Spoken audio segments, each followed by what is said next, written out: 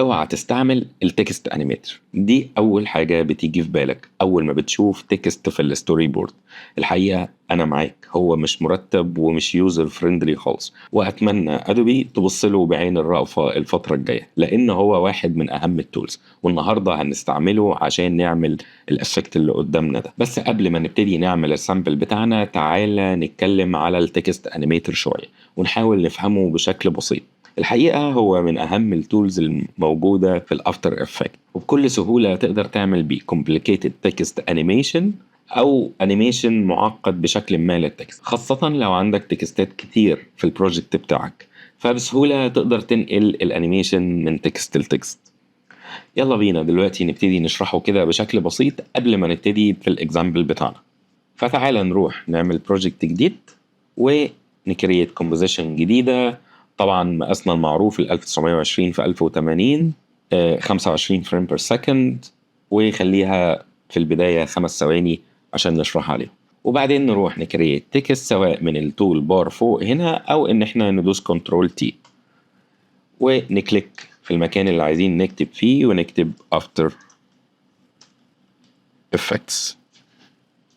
وزي ما احنا متعودين هندوس كنترول واحنا مسلكتين التكست لاير، ونطلع فوق وندبل كليك على علامة الانكر بوينت تول عشان يحط لنا الانكر بوينت في السنتر. وبعدين نروح للالاين ويندو ونسنتر horizontally و vertically عشان التكست معانا يبقى في نص الكومبوزيشن بالظبط. بعد كده هنروح نفتح السهم الصغير ده، هنلاقي عندنا الانيميتر هنا، هندوس عليه وتعالى نبتدي. دي طبعا كل البروبرتيز اللي انت تقدر تحركها. المهم دلوقتي ابسط حاجة ممكن نشرح عليها وهي البوزيشن. هندوس على بوزيشن فهنلاقيه كريت اول حاجة الانيميتر 1. الانيميتر 1 ده اعتبره جروب كبير تقدر تضيف جواه حاجات. فانا دلوقتي ضفت البوزيشن فهو نزل لي البوزيشن هنا. ممكن اروح اقاد كمان السكيل او اروح اقاد الروتيشن مثلا واتحكم فيهم هما الثلاثه مع بعض. خلينا ندوس كنترول زد مرتين وخلينا في البوزيشن بس. دلوقتي نروح نحرك وليكن في البوزيشن في الواي وخلينا ننزله لتحت خالص. دلوقتي لما اروح اتحرك على التايم لاين مش هلاقي اي حاجه بتحصل. ليه؟ لان انا المفروض اكنترول التكست مش من خلال البوزيشن. انا البوزيشن هي حاجه زي initial state او البوزيشن اللي انا هبتدي منه حركه وهرجعه للبوزيشن الاساسي بتاعه. عشان ابتدي احركه انا محتاج افتح الرينج سيلكتور، وساعتها انا ممكن احرك الاند واحرك الستارت. تعالى نرجع ده زيرو.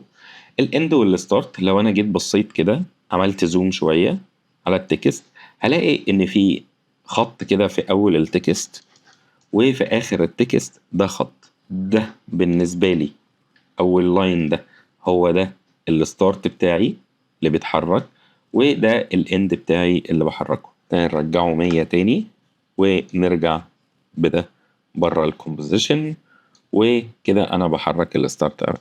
في طريقة تانية ان انا ممكن احرك الرينج، والرينج معايا من 0 ل 100 او ممكن اروح من 0 ل-100. اوكي، فانا بتحرك في الاتجاهين. فانا لو رحت 0 هلاقيه دلوقتي بره، وهو ده اللي انا ممكن احركه. تعال نروح ثانية كده واقول له انا عايز ده 100. اوكي، دلوقتي لما اجي ابص هلاقيه بيتحرك معايا.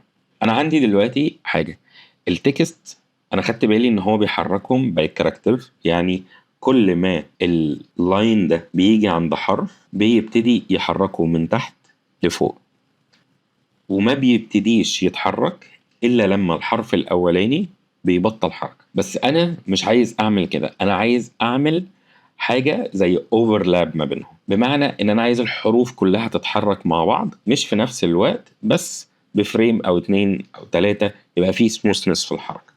فهروح هفتح هنا advanced، هلاقي عندي الشيب بتاعه معمول سكوير، فانا هقول له انا عايزه رامب اب مثلا، فكده هلاقيه بيتحرك معايا. بس اللي هو عمله هنا ان هو خلى اول حرف اوريدي كامل وابتدى ينزل بكيرف الانيميشن لحد الاخر. اوكي، انا مش عايز اعمل كده، انا عايز ده الليتر ده يبقى بره السكرين اصلا. فهروح احرك الاوفست اخليه -100 وابتدي احرك كده، الاقيه بيتحرك معايا. فانا دلوقتي حاسس ان الليترز لما بتوصل للبوزيشن بتاعها بتخبط شويه او مش سموث كفايه. فهو المفروض ان يبقى فيه ايزنج، زي ما احنا بنعمل ايزي ايز او ايز ان وايز اوت للكيهات. هو هنا عاملها بشكل مختلف، هو مسميها ايز هاي وايز لو، انا ما اعرفش ليه، بس هي دي طريقه ادوي في تعريف الايزنج. فانا ممكن اروح مثلا على الايز لو اللي هو الاخر بتاعي، واخليه مثلا عايز 100 ايزنج. فدلوقتي هلاقيه بإيز خالص وانا بتحرك. دي تقريبا الاساسيات في التكست انيميتر. اتمنى اكون قدرت ابسط الموضوع بشكل كويس ليكم. وتعالوا بقى نشوف هنعمل ازاي الهاند درون تكست انيميشن.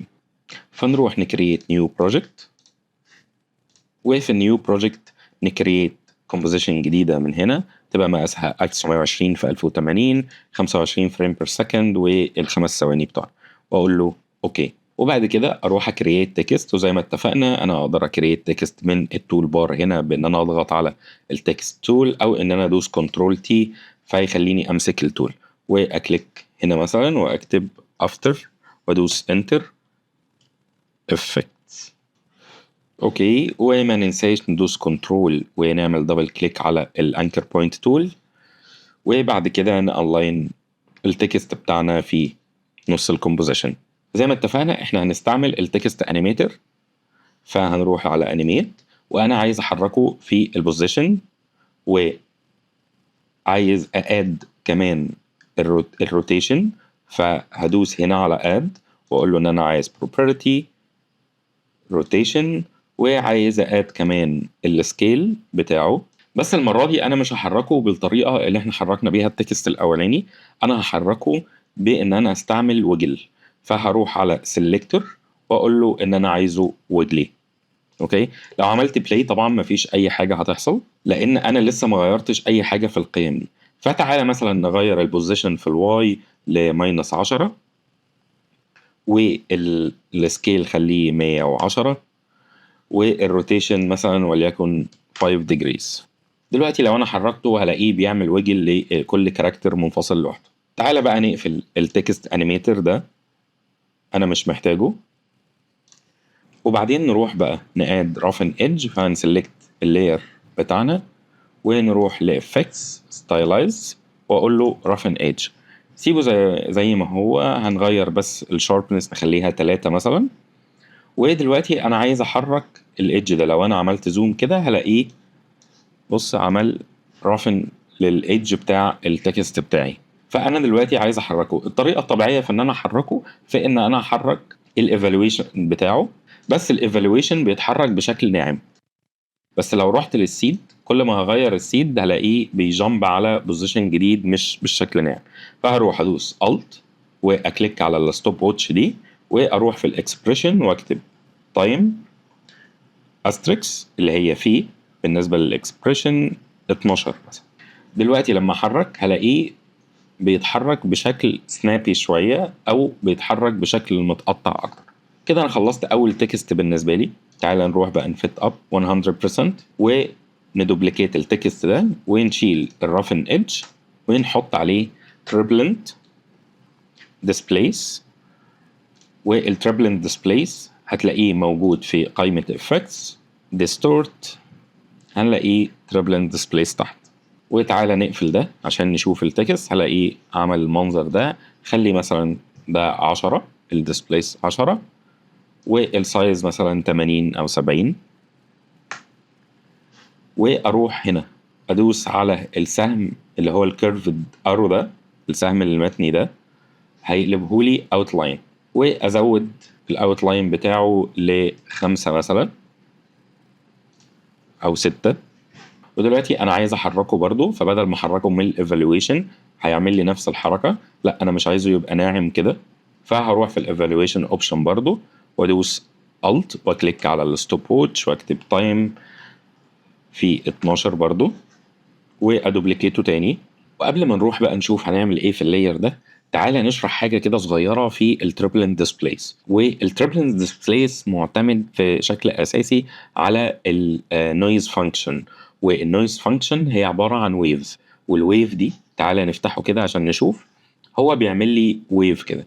أي ويف في الدنيا بيبقى ليها لينس وهايت، فالاماونت عندنا هنا في التريبلنت ديسبلايز هو اللي بيتحكم في الهايت بتاعي.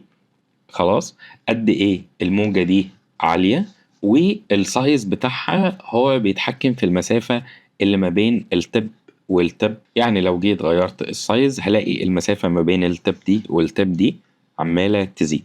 تعالى بقى نرجع لللاير بتاعنا ونكمل الفيديو وادوبليكيته تاني، بس المرة دي انا هصغر الستروك سايز بتاعي، هخليه مثلا 3 عشان يبقى ارفع، وابتدي اغير في الالوان.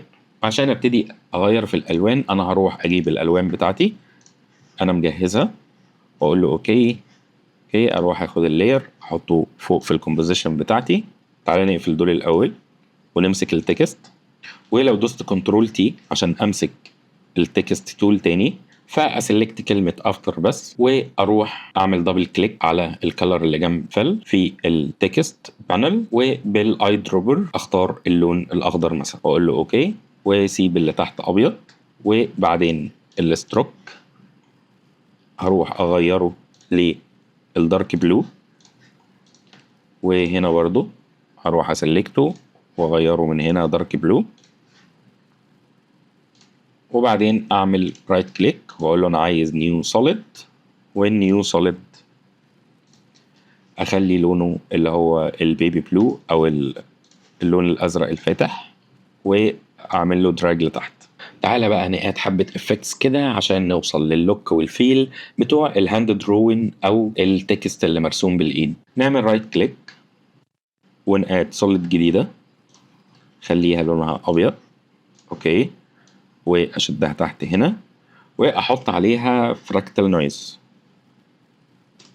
وفي الفراكتال نويز تعالى نخلي الكونتراست مثلا 3000،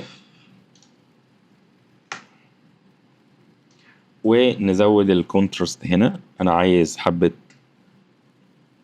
حاجات داستي كده، هفضل ازود كده لحد ما اقفل اللون الاسود. وبرضو اروح على الايفالويشن اوبشن وعلى الراندوم سيد ادوس الت واكليك على ستوب ووتش واقول له تايم في 12، هلاقي يعمل لي الشكل ده. دلوقتي انا عايزه يبين اللي تحتيه، او انا عايز منه اللون الغامق بس، فهروح هنا على المود واقول له ان انا عايز ده مالتيبلاي، فهيخلي اللون كده. بس انا مستعمل هنا الدارك بلو، انا مش عايز اللون الاسود ده، فهروح اقاد عليه تنت واغير اللون الاسود للدارك بلو بتاعنا. هي كتير شوية فاروح ازود ده برضو عشان اقفله تاني، وبعدين ادوبليكيت وده اسميه نويز، وادوبليكيت واسمي ده لونج نويز، واروح في النويز هنا وفي ترانسفورم هاجي على السكيل هشيل التشيك مارك بتاعت اليونيفورم، فهيبقى عندي الويتس والهايت. وتعالى نشد الهايت كده شوية كتير عشان يبقى طويل، وفي نفس الوقت تعالى نشوف كده فريم هلاقيه بقى هو بيأدلي الطوال دول حاجات زي كده. ممكن نسترتشه اكتر ونقفله اكتر. تعالى دلوقتي نقاد تكستشر بقى عليه،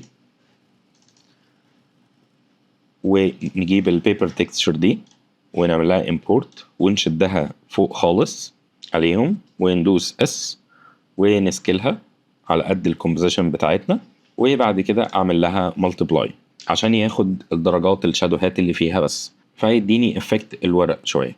دلوقتي اللي انا شايفه ان ستيل الافكتس بتتحرك بشكل سموث، مش ستيبنج كفايه او ستوبنج كفايه. فاللي انا عايز اعمله ان انا اد adjustment layer واسميه posterize time، واحط عليه posterize time effect وانزله من 24 فريم ل 12 عشان احاول اماتش ال 2 دي انيميشن فريم ريت، وهم غالبا بيشتغلوا 12 فريم بير سكند. فهتلاقي الانيميشن دلوقتي، بص الانيميشن عامل ازاي، تعالى نقفله ونشوف، هنلاقيه ناعم. تعالى كده هتلاقيه في فكرة اللي هو بيجامب شوية او بيعمل الستوبينج. وبكده نبقى خلصنا درس النهاردة. لو الفيديو عجبك اشترك في القناة عشان يوصلك كل الجديد، وما تنساش تعمل لايك وشير عشان الكل يستفيد. اشوفكم الفيديو الجاي. بس